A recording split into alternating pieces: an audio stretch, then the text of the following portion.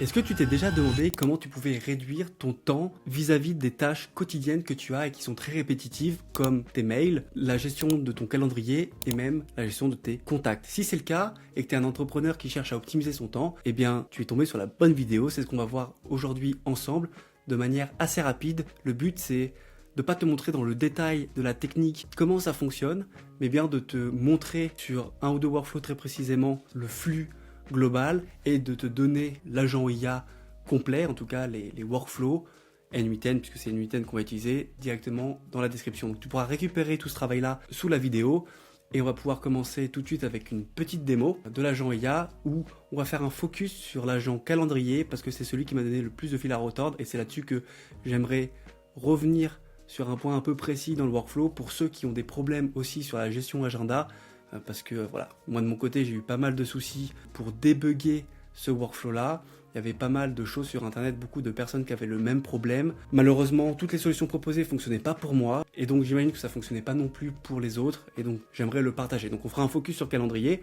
Là tout de suite, le but c'est d'aller sur Telegram et de te faire une petite démo rapide. Donc je ne vais pas faire de commande vocale parce qu'on va passer par le vocal sur Gmail ni Contact parce que c'est des API qui fonctionnent très bien quasiment sans configuration. Calendrier, c'était autre chose pour avoir une gestion correcte des titres, de mise à jour et de suppression. Donc, on va lui demander de créer un point. Crée-moi un point intitulé montage vidéo YouTube ce soir de 21h à 22h. Donc la commande est partie, je te montre ça juste ici. C'est le deuxième vocal. On voit clairement que le point a popé, montage vidéo YouTube de 21h à 22h. Il m'a même créé une description, session dédiée au montage vidéo pour YouTube. Donc ce qu'on va faire, comme on s'est trompé, c'est qu'on va déplacer le point. Déplace le point intitulé montage vidéo YouTube de 22h à 23h. Voilà, on s'est trompé, on va juste le décaler d'une heure parce qu'on va quand même aller manger après la vidéo. Et on se mettra à monter après. Ah, donc là, il me demande, il me fait un retour message en me disant qu'il a du mal et qu'il veut que je lui confirme ce qu'il y a à faire. Donc, oui, je veux que tu me déplaces l'événement qui commence à 21h, montage vidéo YouTube, à 22h. Donc je confirme, comme il y a plusieurs points, et des fois il galère un petit peu, parce que là justement il y a une gestion de récupération d'ID, c'est ce qu'on va voir après, et c'est là où justement il y a eu le plus gros problème pour moi, c'est la gestion de l'ID pour la gestion des événements calendar. Donc on voit qu'il me fait une réponse en me disant qu'il a bien déplacé le point, on voit que le point a été déplacé de 22h à 23h, et on s'est encore trompé, donc on va supprimer le point. J'aimerais que tu me supprimes le point que j'ai ce soir de 22h à 23h. Il me confirme que ça a bien été supprimé. Bon, c'est un peu flou, le focus se fait pas, tant pis. Et on voit bien que le point n'existe plus ici. Donc voilà pour la démo. Je pense qu'elle a été assez longue, et puis on essaiera de la raccourcir. Donc, on va tout de suite passer dans le vif du sujet et t'expliquer un peu ce que je vais te montrer là durant cette vidéo. On va aller assez vite là-dessus. Je vais te présenter mon agent IA CEO, donc celui qui va prendre la requête, qui va la synthétiser et qui va la distribuer au bon agent IA. Et puis on fera un zoom sur l'agent exécutant, donc qui est un sous-workflow et qui va avoir tous les tools pour la gestion de l'outil. Donc on va pas passer plus de temps sur cet écran là, on va tout de suite se rendre sur l'agent calendar, mais avant on va quand même on va d'abord passer sur l'agent CEO pour te faire d'explications rapides. Alors, on a toute une partie du workflow qui va être la récupération du message sur Telegram. Donc, je ne vais pas aller dans la précision, je te laisserai naviguer dans le workflow, mais en gros, ce qu'il faut comprendre, c'est qu'il y a deux possibilités. Soit je fais une commande vocale, et dans ce cas-là, il va falloir transformer la commande vocale en texte pour que l'agent IA puisse l'interpréter, et si c'est du texte, eh ben, on ne fait rien, on envoie directement à l'agent IA. Un agent IA, comment c'est composé? Donc si tu fais toi-même le workflow, tu peux venir ici sur le petit plus et venir ajouter ton bloc IA ou n'importe quel autre bloc. Voilà. Si tu es habitué à N8N, tu sais tu sais comment ça fonctionne. Si tu n'es pas habitué à N8N, je te propose d'aller regarder des vidéos pour commencer à te former ou de me dire que tu veux d'autres types de vidéos plus apprentissage sur l'outil et je me ferai un plaisir de faire ces vidéos. Donc, tu peux sélectionner l'agent IA et ce qu'on va regarder nous ici, donc voilà, ça te place le bloc fonctionnel agent IA et on voit qu'il est composé de plusieurs choses. L'input, qui est nous de notre côté le texte. On va avoir un chat modèle, donc il va falloir connecter un LLM. Ce LLM, il va falloir mettre des crédits dessus sur l'API du LLM pour pouvoir requêter le LLM. Donc ça, très rapidement, je te montre quand même. Tu peux aller pour OpenAI sur OpenAI API. Je te mettrai le lien en description et il va falloir que tu crées un projet, que tu ailles dans Dashboard, que tu mettes des crédits, que tu ailles dans API Key, créer une nouvelle clé, tu la nommes. Tu sélectionnes le projet sur lequel tu veux créer l'API, tu crées l'API, tu récupères la secret key et puis tu vas aller ensuite dans le module OpenAI. Donc, encore une fois, quand tu cliqueras sur Chat Model, il te proposera tous les chats. Tu choisis OpenAI, tu sélectionnes ton compte et si tu n'as pas de compte, tu ajoutes une credential et tu viendras copier ton API key ici. Tu peux renommer l'API key pour savoir à quoi ça fait référence. Tu sauvegardes et tu viens sélectionner. Après ça, tu vas pouvoir sélectionner le modèle. Et pour le contexte actuel, j'ai choisi O4 mini qui est largement suffisant dans notre cas et qui consomme un peu moins d'argent que les autres. Ça, c'est pour la partie chat modèle. Ensuite, on va avoir la partie mémoire. Donc, moi, j'utilise la mémoire de N8N. Donc, pareil, quand tu cliqueras sur le plus, tu pourras ajouter une mémoire simple. Ce qu'on fait, c'est largement suffisant en général, c'est de mettre une fenêtre de contexte de 5, ça suffit amplement pour que l'agent IA sache où est-ce qu'il en est et pour que toi tu aies moins de contexte à donner à l'oral ou à l'écrit. Et ensuite tu vas lui mettre un peu ses super pouvoirs entre guillemets qui vont être les tools. Les tools, c'est tout simplement tout un tas d'intégrations qui sont faites avec tout un tas d'outils web, de SaaS. Si le SaaS n'est pas intégré ou l'outil n'est pas intégré dans N8N, tu peux aller taper directement dans l'API de l'outil si l'outil propose une API. Tu peux faire du code et nous, ce qui nous intéresse dans notre cas, parce que ce qui est bien, c'est de fragmenter la responsabilité de l'agent IA pour éviter que ça soit trop vite le bazar, c'est d'appeler un sous-workflow pour exécuter. Et l'idée, en fait, c'est ce que je te montre ici, c'est que tu peux faire des sous-workflows qui, eux, vont avoir accès à tous les outils et un agent CEO qui s'occupe de dispatcher. C'est un peu l'intérêt de ce format-là. Et pour finir, il y a l'output, et donc l'output dans notre cas, c'est un retour sur Telegram. Donc ça, je le supprime. Qu'est-ce qu'il faut savoir avant qu'on passe au reste? C'est qu'un agent IA, et je ferai une vidéo beaucoup plus détaillée, c'est que ça se compose de plusieurs choses. Le prompt user qui est le JSON.text, qui est l'input, dans notre cas, qui vient, moi, de ma commande vocale ou écrite. Et ensuite, on peut ajouter une option System Message, qui est un système qui permet de préciser des instructions à l'IA. Si tu es familier maintenant des LLM, quand tu crées un projet sur Anthropic ou sur Claude, tu peux ajouter un prompt d'instruction qui va être le prompt de base sur lequel va à chaque fois se référer le projet pour avoir, on va dire, le contexte général. Et ensuite, toi, tu as le petit message que tu lui envoies qui va être, par exemple, demander une recette par rapport à un type de menu. Et comme les instructions, c'est que c'est un agent qui va t'aider sur ta nutrition, il va savoir comment t'orienter tout de suite parce que tu as donné une fenêtre du contexte avant de lui poser ta question particulière. C'est la même chose ici et c'est le système message. Et donc là, dans le cas du CEO, en fait, il n'y a pas grand-chose. Il y a juste le contexte. Je lui dis qu'il a accès à 3 agents. Voilà. Gmail, Calendar, Contact. Et je lui donne quelques guidelines. Le tout se passe ensuite dans l'agent en question. Et rapidement, comment ça fonctionne ces agents-là, je viens juste le nommer. Donc le nommage est quand même assez important pour que on ait moins besoin de mettre du contexte dans l'agent. Plus les outils ont un nom explicite, plus l'agent IA sera capable de se débrouiller tout seul. Donc c'est pour ça que c'est quand même très important, et même en développement de manière générale, être très précis sur le nommage, ça aide beaucoup, que ce soit le développeur ou maintenant l'agent IA qui développe pour nous ou qui agit pour nous. Une petite description, ça aide. À l'époque, je faisais en anglais, français. Aujourd'hui, je l'enlèverai, je mettrai que en anglais. Ils font très bien la traduction en live. C'était comme ça, donc je l'ai laissé. Et ensuite, tu viens choisir une source, database. Donc database, c'est localement à ton instance N8N. Et ensuite, tu viens choisir le workflow qui est concerné. Et dans la liste, tu as tous les workflows que tu as créés dans ton N8N. Voilà comment ça fonctionne. Là, on n'a pas besoin de passer plus de temps.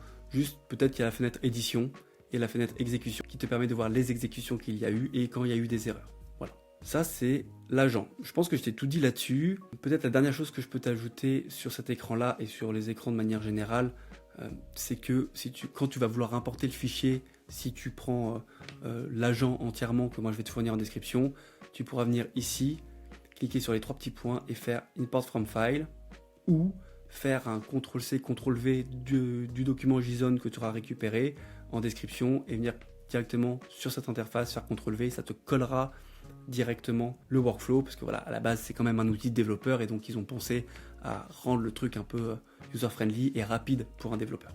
Si jamais l'information que je suis en train de te donner t'intéresse et te semble pertinente, n'hésite pas à t'abonner. Pour toi, c'est totalement gratuit et moi, ça me donne de la force et ça m'aide à savoir que le contenu intéresse et surtout, ça me permettra d'aller chercher plus de profils comme le tien d'entrepreneurs pour qu'ils aient accès à l'information.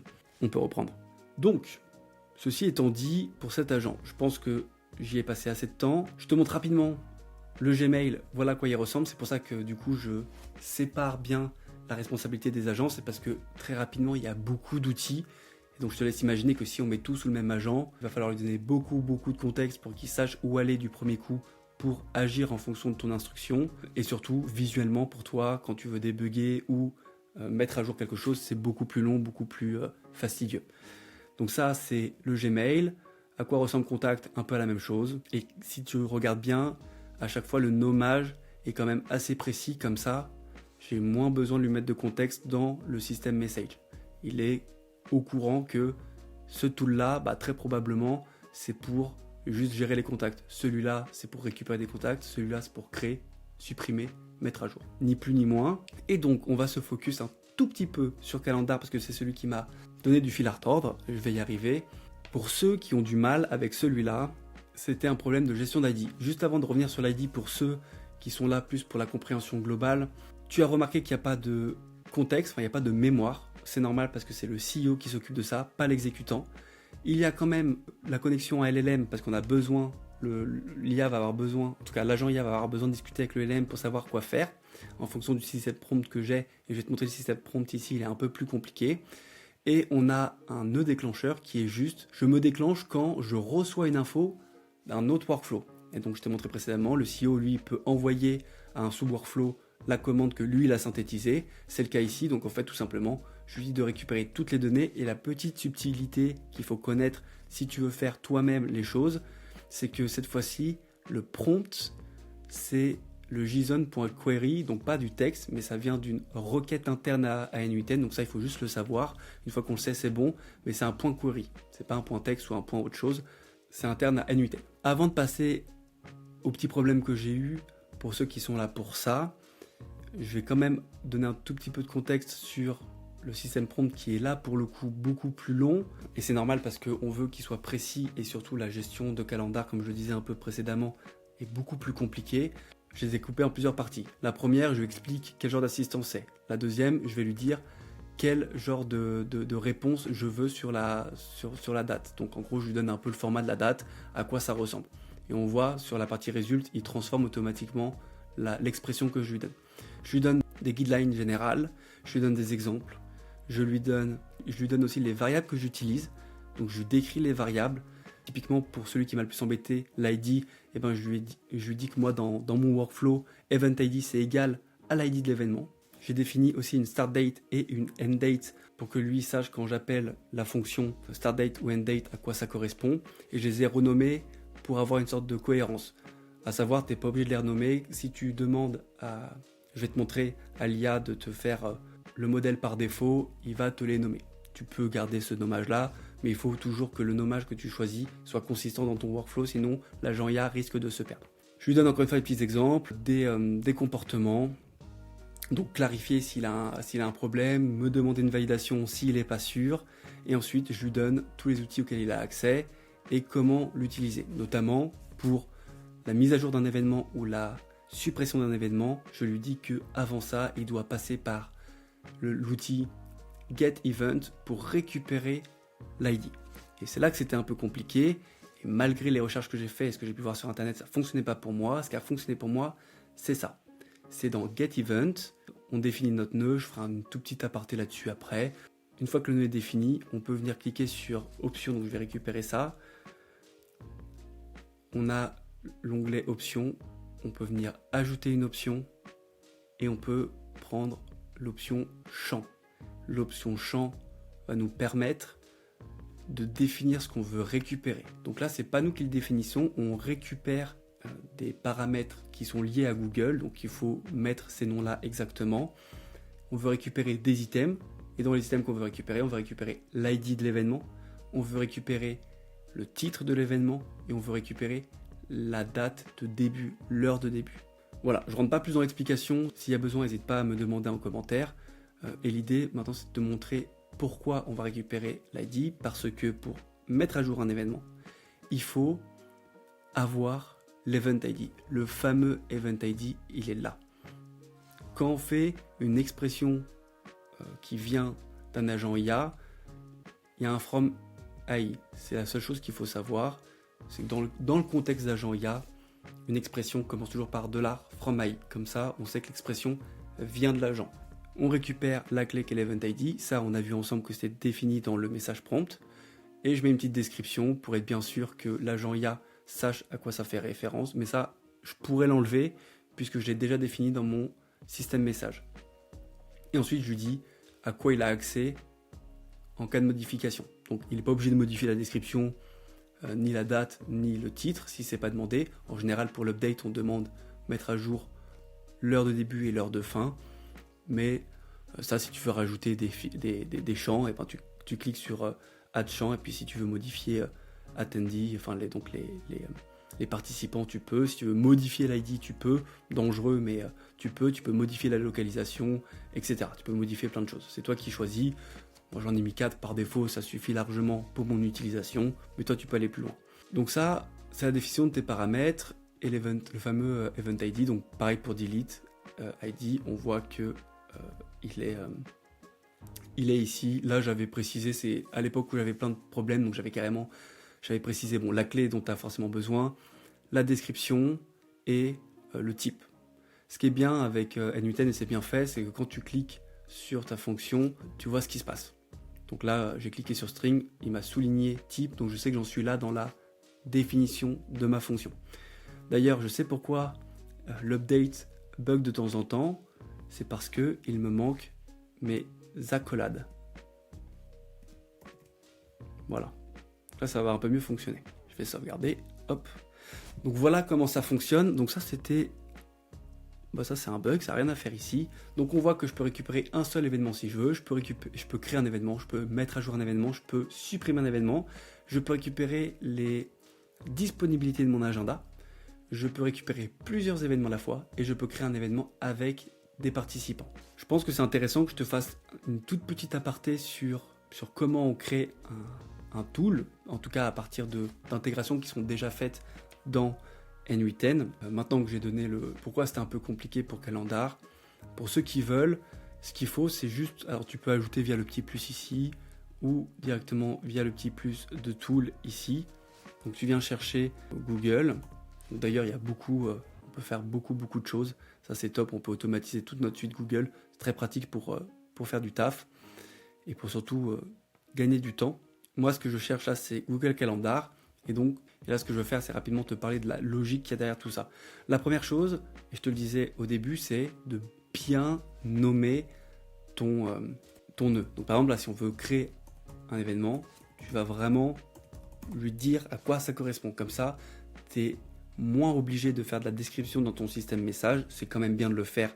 Comme ça, tu limites les possibilités d'erreur. Mais le nommage, déjà, va beaucoup jouer. Donc, la deuxième chose, tu vas sélectionner l'identifiant que tu auras connecté à Google. Donc, c'est tes identifiants à l'API Google. Il y a plein de vidéos qui existent sur comment créer ça. Et c'est assez bien guidé, il y a beaucoup de docs. Si jamais tu veux quand même que je fasse une vidéo très précise sur comment ça fonctionne, n'hésite pas à me le dire aussi en zone de commentaires. En fonction du nombre de demandes, j'aviserai pour créer cette vidéo. Ensuite, la description de l'outil, en général, tu la mets en automatique. Tu peux le faire manuellement. En automatique, ça suffit amplement si tu l'as bien nommé. Et ensuite, ressources, c'est qu'est-ce que tu vas faire via cet outil. Donc, Calendar, il te propose juste une chose, c'est les disponibilités. Si tu veux customiser, tu peux. Et ensuite, tu as les événements. Et les événements, tu as un peu plus d'opérations. Tu as la création, la suppression, la récupération et la mise à jour. Ce qui est bien, c'est que tu es quand même assez borné. Je vais te montrer ça juste après.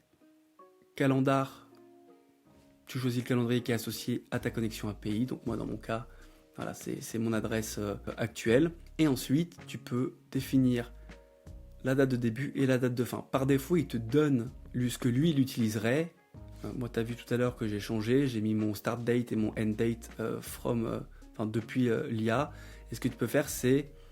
Ça marche pour beaucoup d'outils, notamment pour Gmail, les contacts. J'ai beaucoup configuré comme ça parce que ça fonctionnait bien. Tu peux laisser le modèle définir le paramètre. Donc en faisant ça, en fait, tu laisses l'agent IA définir ton paramètre. Et ce qui est bien avec ce petit outil, la manière dont moi j'utilise quand j'ai des petits doutes, mais que je veux quand même faire une configuration manuelle, c'est que typiquement, quand tu veux, par exemple, voilà, ajouter une description, au début c'est vide.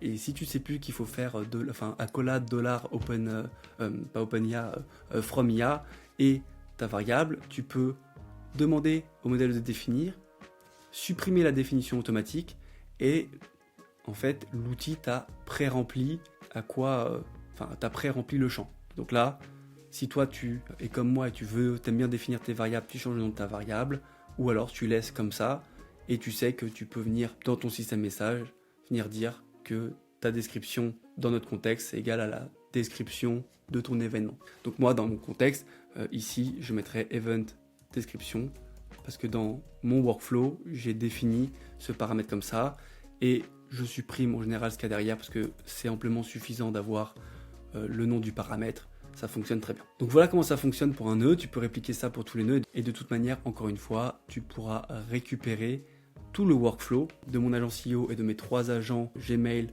Calendar et Contact dans la description. Voilà, je pense que je t'ai tout dit. Pas besoin d'aller plus loin. Encore une fois, ici dans l'exécution, tu vois ce qui s'est passé. Donc dans la dernière exécution, on voit qu'il a reçu un message.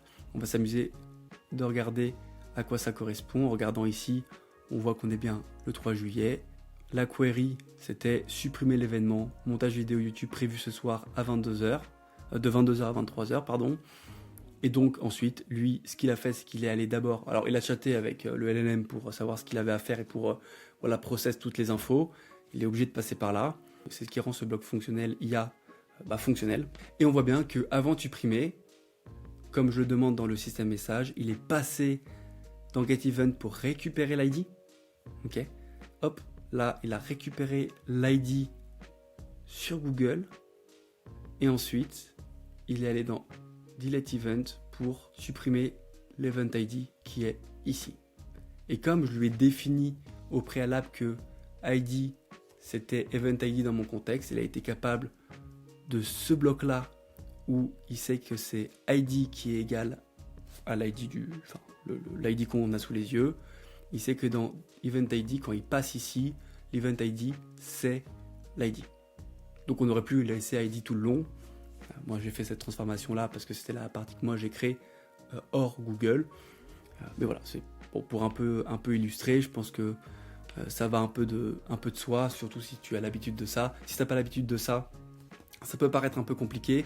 De toute manière, ce que je te propose, c'est de me poser la question si tu as un problème et de te nourrir de vidéos de ce style-là pour te mettre petit à petit à comprendre comment les agents IA fonctionnent et comment l'outil N8N en général fonctionne. Si N8N tu l'as pas, tu peux utiliser Make, anciennement Integromat, qui fonctionne bien aussi pour ce cas-là. Et puis tu connais peut-être Zapier, mais Zapier il est un peu, il fait pas les agents IA de mémoire pour le moment. Voilà, je t'ai tout dit. Le petit point sur N8N, je vais te mettre le lien en description. Il y a 3 versions de N8N. Il y a une version cloud que tu peux payer mensuellement et qui est plus ou moins limité en termes de requêtes. Il y a une version VPS, donc tu peux installer N8N parce que N8N est open source, donc tu vas pouvoir installer le code sur un serveur VPS de ton côté. Donc là, tu as utilisation illimitée, nombre de workflows illimité sur ton propre serveur. Il y a Hostinger de leur côté qui ont créé un VPS qui s'auto-configure avec N8N. Moi, c'est ce que j'utilise, c'est ce qui m'a fait gagner beaucoup de temps pour l'installation.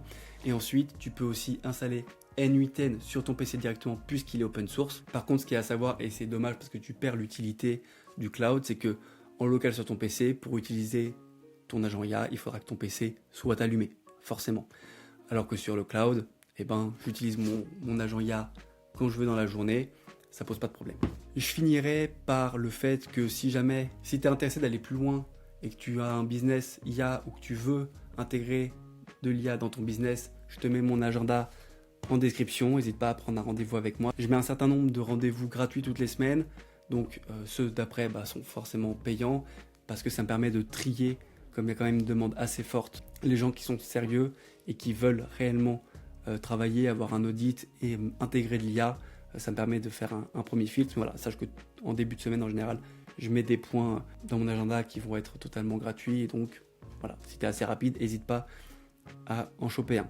Au plaisir de travailler avec toi. Si jamais tout ça t'intéresse et que tu veux mettre de l'IA dans ton entreprise, ou que tu es freelance et que tu veux commencer à te mettre à l'IA ou intégrer l'IA pour gagner du temps. Et je m'arrêterai sur ces mots. Si jamais ça t'a aidé, intéressé, n'hésite pas à t'abonner. Moi, ça me permet de savoir que le contenu intéresse. Moi, ça me motive et ça me permet aussi d'aller toucher plus d'entrepreneurs comme toi qui veulent se mettre à l'intelligence artificielle.